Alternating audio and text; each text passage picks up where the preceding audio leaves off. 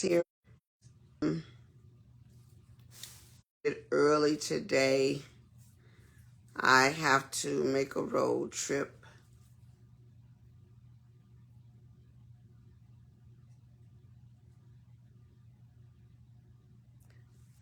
About pause due to a bad connection. Come on, y'all. Reach out and touch somebody. Share with them that we are on live, getting ready to talk about a couple of things. And first and foremost, honoring the Creator that we're all able to join each other once again. How's everybody doing? By show of hearts, let me see if you're doing okay. Even if you're not okay, you're okay now because you're with me. And I'm making it possible for you to pray to God out loud with a bunch of prayer warriors that's got your back. Let me see. Okay, yes. Ebony, as she said, much better. Thank you so much. Sumter, Vanessa Sumter, blessings and love to you, sis. Peace. Sherry Wright. Washington. Hey, I'm so glad that you guys are here. Like I said, I want you guys to go live. Let's get some more people on this live. Good afternoon to you as well. Thank you. All right, come on. We need to get these numbers up. I'm excited about being here, even though I keep getting a poor connection. You know, the devil don't play fair, but we're going to continue to ride out anyway. Simply Key. Okay. That crazy dude Marquise joined. Shout out to you, Marquise. Hunty. Maryland's in the house. Okay. Shouting out some folks. Gomez 24 2019 joined. Shout out to you, Steve. Thank you. Saw me live at the Roundhouse about 6 years ago. That's what's up. Thank you for remembering. Woo, that girl. All right, Steve. First of all, let's acknowledge our condolences to the Jackson family, who lost one of the iconic Jackson members, Tito Jackson. Wow, you know, we all grew up, most of us grew up with the Jacksons and ABC and 1, 2, 3, just to know that just shows you they're human too, and no one exempt. No one is exempt from what the kingdom has promised. His word is bond. And so I believe him and I take him at his word. I'm going to ask you all to continue to keep me and my family lifted in prayer today. Something's always going on. So I didn't come on yesterday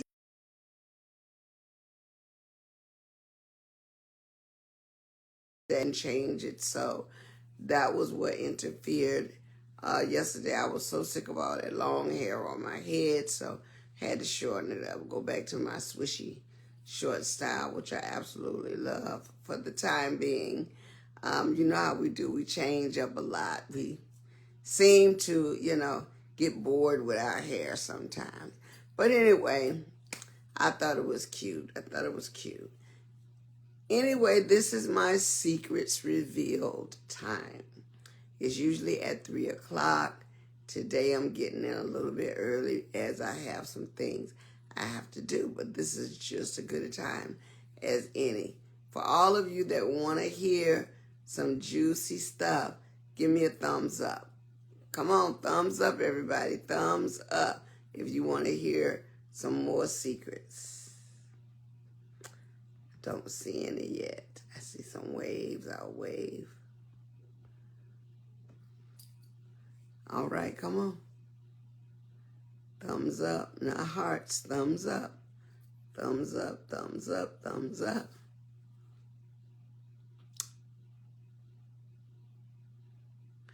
Okay. I'm so Chrissy joined. Steve 7691. Frank Antonio joined. Miss Washington is back on. Shay. Okay. All right. Well, you know, it seems like the topic at hand is P. Diddy. I'll take you all the way back to the early 2000s when P. Diddy had just become an intern at Uptown Records, which was housed in MCA Music, which was where I just happened to have a publishing deal as an MCA songwriter. Woo! Can we get into it, guys? Unfortunately, what I have to say in revealing what I witnessed in that time period was a very young Sean Puffy Combs that had really been busting his chops to appeal to Andre Harrell as the intern of life. He was getting it in. I mean, that was when Albie Shore was there. That was when Jodeci was there. That was when Mantronic was hot. They were up against, you know, that kind of lineage. Mary J. Blige had just been brought to the scene. I just happened to be a fly on the wall at the time. Unlike so many other people that say they were there, I actually was on the ground floor of the groundbreaking P. Diddy as an intern, Mary J. Blige as a new artist, Total, and so many others that were coming through to the Uptown camp. I had never seen a hustle so intense as P. Diddy. He would run through MCA Records like he owned the place. I mean, he would dot. I'm like, who is that skinny little kid? He looks very much like his son looks now. I mean, it's uncanny, but it's almost identical. But he was running through that building like, I am the man, and if I'm not that man yet, I will be soon enough. Lo and behold, there was a writing room. I was an MCA songwriter at the time. I had just penned the song, Seems You Much Too Busy, by the group Vertical Hole. I know y'all remember that song. If you don't, go to YouTube, type in Vertical Hole and the song Seems You Much Too Busy. You will see a 3-member group there singing, and I'm in the dark. That was what they did because I was overweight and they didn't want anybody to know how overweight I was. So they shadowed me in the dark. So all you saw was my face.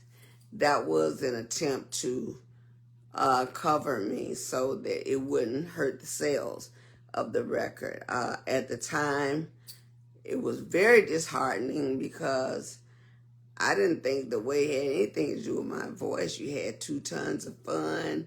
You had all these other big women that was out there putting it down, from CNC Music Factory and, you know, so many other people who wasn't caught up with that. But I just happened to be at a company where they were anal about how big you were. Unfortunately for me, I couldn't help it. The medication that I was taking at the time, which was prednisone, rendered me to be overweight. It was no way around it. Couldn't get lipo. I couldn't be cut, period, because you would bleed out. So that was something I had to skate across. Anyway, Puffy just happened to be an intern extraordinaire. And I can remember a gentleman by the name of Kurt Woodley who was working for Andre Harrell at Uptown. And I come out of the booth from the writing room, which is a space that we all shared. Uptown, the studio, the publishing office, Tito Gray or James Jackson's office was right there on the shoulder of the corner, the east side of the building. And when I came out, Mary J. Blige's then manager let me know. He says, hey, can I talk to you for a minute? And he said, my name is Kurt Woodley. I said, yeah. He said, we found an artist and she kind of sounds like you. She reminds us of you, but she's not, polished. And we really think that if you can work with her for a little while, she has a possibility. I mean, she's not nowhere near ready right now, but I didn't know what he was talking about until he finished that sentence, and he said, we found her at the mall. She was out there doing karaoke. She was doing Anita Baker's music on a karaoke, and they discovered her. It just happened to be Mary J. Blige. And so they said, can you think you can work with her? And me, I could work with anybody at the time. I was what you call a goat back then. I was hungry. I was passionate about music. So I thought I could fix everything. And so I said, yeah, I'll work with her. So they told her, okay, you're going to work with Angie Stone. You're going to work with her. And so I took her to my house. At this particular time, I was living in Little Ferry, New Jersey. And I took her to my house. My then partner, Dave Wright, from the group Vertical Hold, was actually, all he was concerned about was trying to become the next big producer. He was infatuated with Teddy Riley. So everything was, how you like this, how you like this. Well, for me, it was cool because at that time, Prince, that's right, the Prince, had given me all of his equipment. I had a Juno 106 that I prided. That was my pride and joy because Prince had used that to cut Jill Jones's material, his material. And he had moved out of his penthouse in New York. And he took a liking to me. He says, Angie, do you want this equipment and this furniture? Because he couldn't take it with him. And I said, yeah. I mean, he had zebra rugs, all purple leather furniture. It was awesome. And at the time, I couldn't fit it all in my house. So I said, I'm still working a 9 to 5. It's been rough. I said, but I'll find a storage place and put it into a storage place. I kept the keyboards and stuff in my house. The furniture and all that stuff went into a storage house near the west side. Lo and behold, I fell behind on the bill. This is very sickening because it should never have happened. And I went one day to settle my bill, and the building had sold all my furniture that Prince had given me. So somewhere, somehow, someone is sitting with all of Prince's stuff in their space, and they don't have a clue that they have Prince's stuff. The Juno 106, which was the keyboard I started recording on, Dave Bright and I broke up, and he kept it, kind of like hold it over my head. But enough of that story. Let me get back to the Mary J. Blige. So, Mary J. Blige comes to my house in New Jersey, in Little Ferry, New Jersey. And I had written this song called I Ain't Taking No Shorts. I wrote this song because they at Uptown, Kurt Woodley, Puffy, all of the powers that be was saying she ain't ready. She got to get her look together. We don't like the way she looks.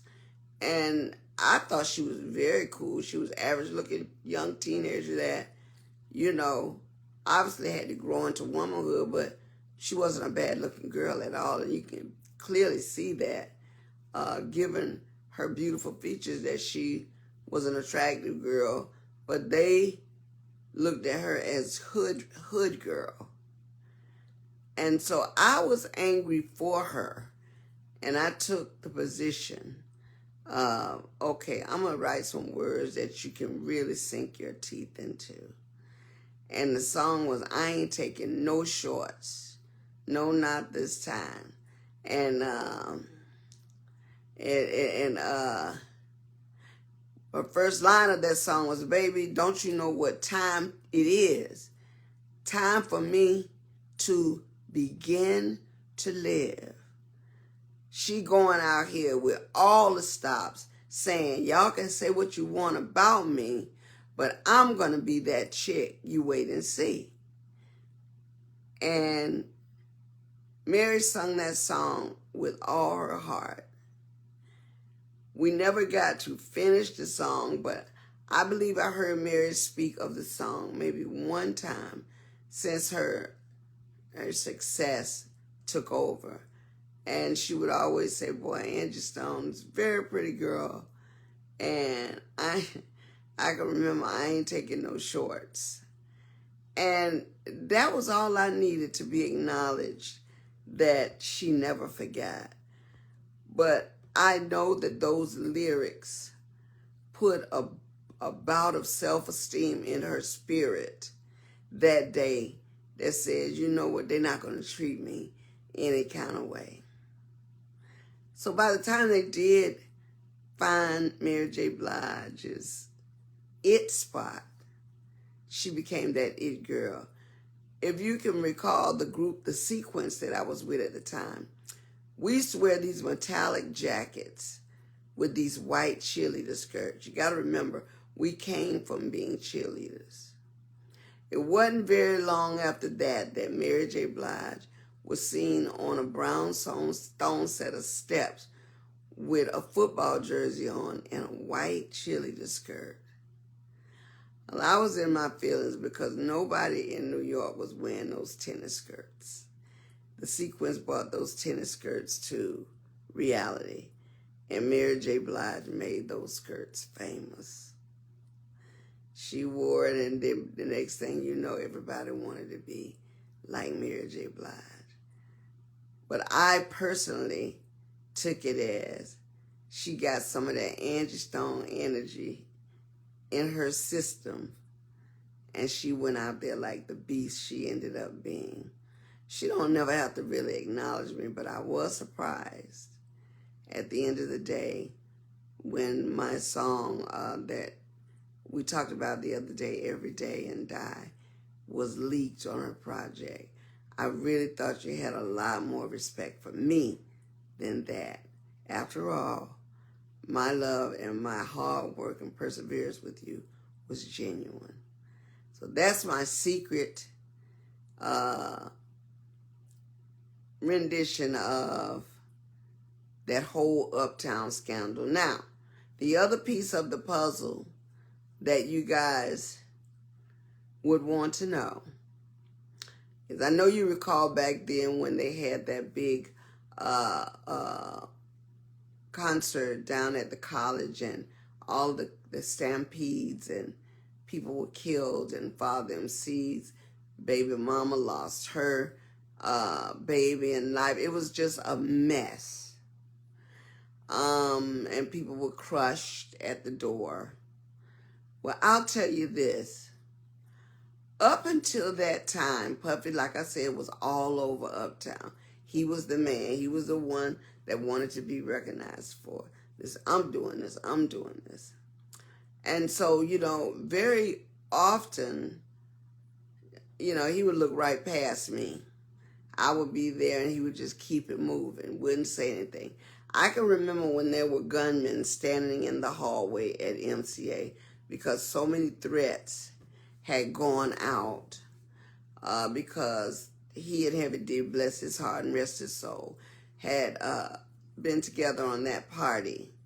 And all the threats that went out that they were going to do this and they were going to do that,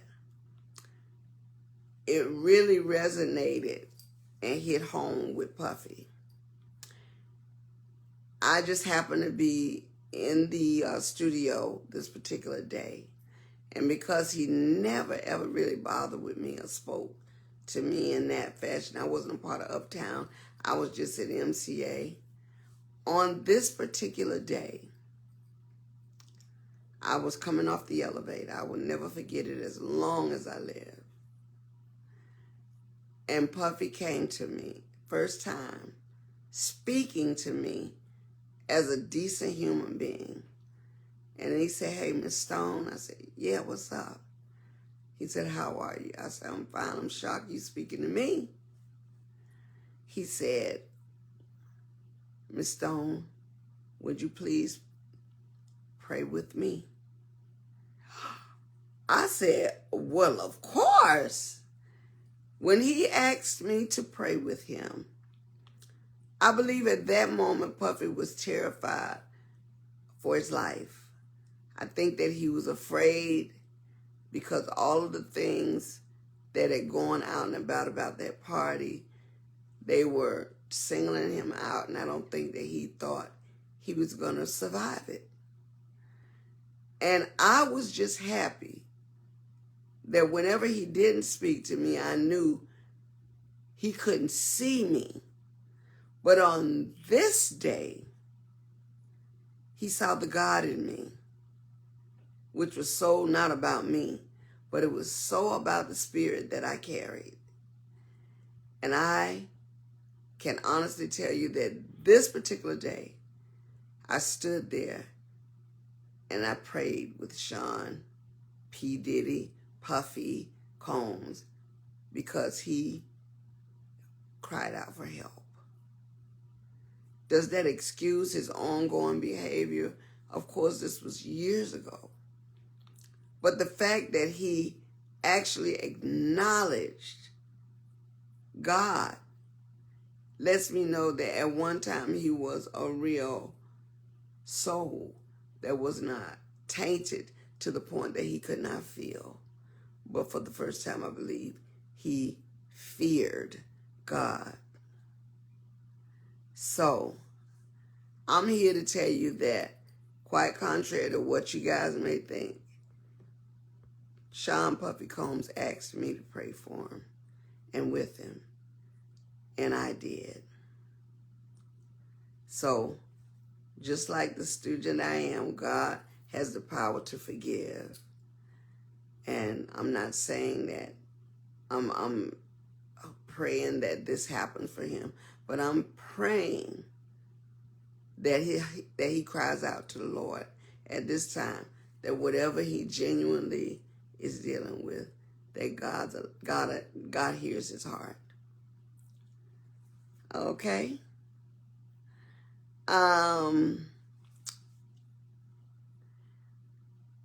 At this point, I'm going to open the floor for any questions that I can catch up and read. You guys have been gracious to hang out with me. I just kind of wanted to give you a sneak peek into things that I witnessed, that I can give an attest for, that I can honestly say without questioning anybody or second guessing that I've dealt with. Okay? Let me see if I can catch some of these questions.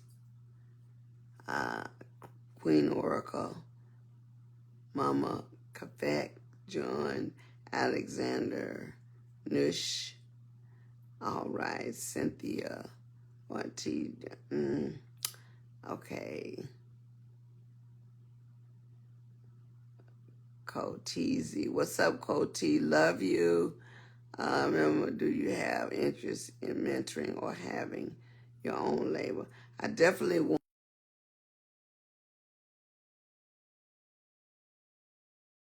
to be mentored when it comes down to this industry. You need to have a covering over you to protect you because, so much has been going on in the world, but more so in the music industry. You have to.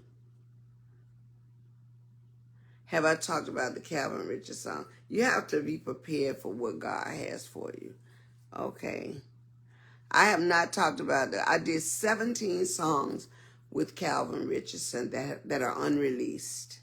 They are currently sitting in Marvin Gaye's studio in California.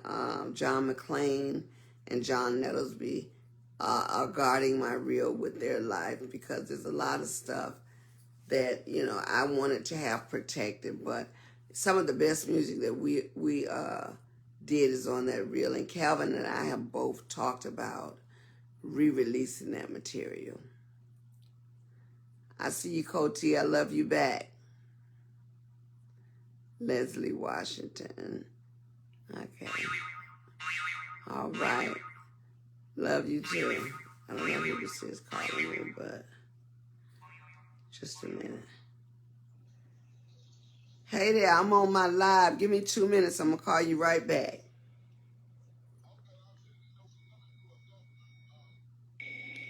Huh? I'll call you right back. I'm sorry, guys. Okay. All right. Yeah. So, what's your thoughts regarding Black Americans Queen? Good afternoon from Detroit, Michigan. What's up, Detroit? I'll be there next month. Oh, somebody said, please release the material. We're talking about it. My opinion on Black Americans right now, I think Black people have been so taken advantage of and so toyed with that trying to find a place of our own and just to revel in our love and our joy is a very hard place to be, because they've taken so many liberties on the things we need to cultivate a great home. They've taken away the disciplinary action for our children. So it means our next generation can't have 100% of what we grew up on. So already we've got the computer age that is really destroying the minds of our kids. I'm very, very upset about that, because I have a 16-year-old grandson who has to have that phone, got to have that iPad, loves to play the games, and in turn really being rebellious when he can't have those things. And I can only imagine that so many other families are dealing with so much of the same thing, because the children are obsessed. It's become the way of the world for them. And as a result, they have limited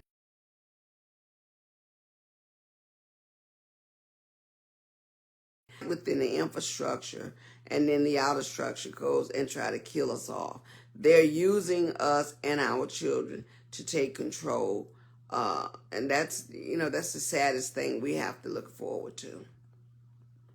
So I would suggest that, if nothing else, please pray for your children, your grandchildren. Continue to reach out to the Lord for the explanations that only He can give us. View request. Let me see.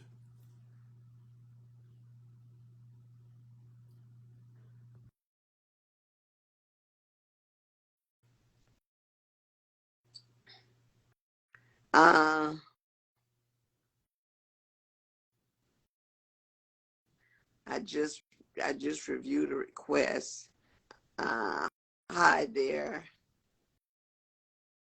Are you still on? Let me see.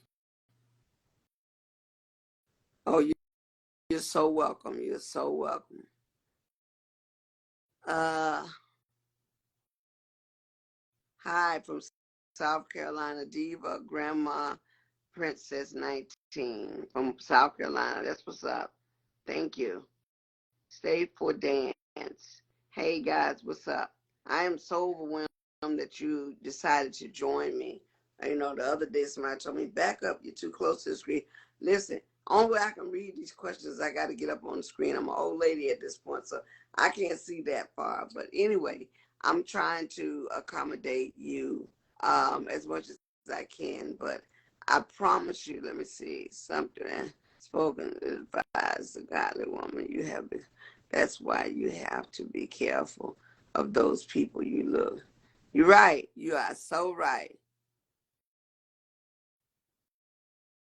Thank you. You make my sunshine with Prince. That's my friend. He has always been truthfully honest with me, and I'm very saddened that he left so soon. Summer, yeah. Thank you. Oh wow, somebody in Ethiopia is watching my live. All right, family, we are all Ethiopian. Come on now, I see you. Thank you.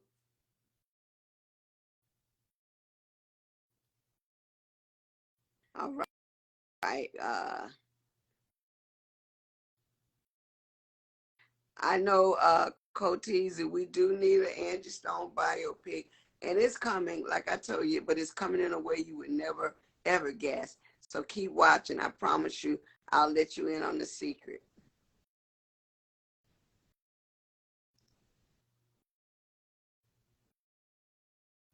Okay. Uh, uh, Hello from South Africa. I'm just saying what's up, guys. Thank you so much for joining. It's meant the world to me. I will continue to drop science on you guys as the days go by, um, just to bring you up to speed with everything. It means oh wow, somebody said I loved your song, Little Boy. Little Boy is a cover song. It was Omar's song. And I absolutely love the song so much that I recorded it over. As a result, Omar and I became very, very good friends. And so whenever we get a chance to work together, we do. He's great. Thank you.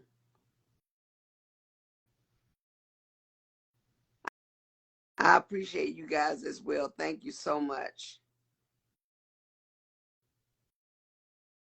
All right. To my Zeta Phi Betas. Okay. Incorporated. Love you guys. I see you. Uh, uh, I wish I didn't miss you. I'm so glad you brought that up. It came on TikTok the other day. Andrea Martin, the young lady who passed away a couple of years ago, is the one who wrote that song. It was the last song on the Mahogany Soul album, and she's actually singing on it with me. She and Ivan Matias wrote that song. Everybody thought I wrote it for D'Angelo. I did not write the song, but Clive insisted on me singing the song. And as always, he's right. It's one of my biggest hits to date. Thank you for loving the song. Enjoy it. Okay. All right, guys. So, with that being said, I'm probably going to get off here today because there's so much, like I said, going on. I got to get back to my son's Mama and Son Chronicle because we're funny, but there are a few things going up. I want you guys to remember the name Lucky Johnson. He is doing a television show called Friends Forever on myself and my partner Blondie. He is Tyler Perry's cousin. He did the Tyler Perry story on Tyler and his mom. And we have gotten our first set of scripts already. So we are headed to TV, guys. So I just want you guys to know that that's going to be huge. Um, and of course he wants to do my biopic as well. And I got some great ideas for it, but right now, Forever Friends is something you don't want to miss. It will be on, like I said, we'll be probably filming in the next month or so, but we are television bound, and that's just one of the things that's going on. I showed you my coffee, my hot sauce, and my barbecue sauce that's up and coming. This is major for me because everybody loves it. It's so good. And I'm just, here to tell you that it just doesn't stop with singing and writing and producing for me. I've always been a creative person, and I'll always have a plan B. So don't ever sleep on me. All right? All right. Listen, I pray you have an awesome, awesome week. weekend, do something nice for somebody. If your mother is still around, tell her you love her. If your dad is still around, tell him you love him. Even if your aunts and all these people are still um, around, let them know. I sure will. I have some Ethiopian coffee. It's delicious. And I'm going to tell you something like this. We don't say we love each other enough. We need to go and be accountable for our neighborhood kids. We need to grab them, hug them, love them, keep them out of harm's way. Pray for families that are going through this crisis that have been generated by the people in charge. They don't want to see our families grow. All right? But guess what? We're going to be all right because the Creator knew this long before we did. Okay? Be blessed and be a blessing. It's Angie Stone. I'm signing off. God bless you. Peace.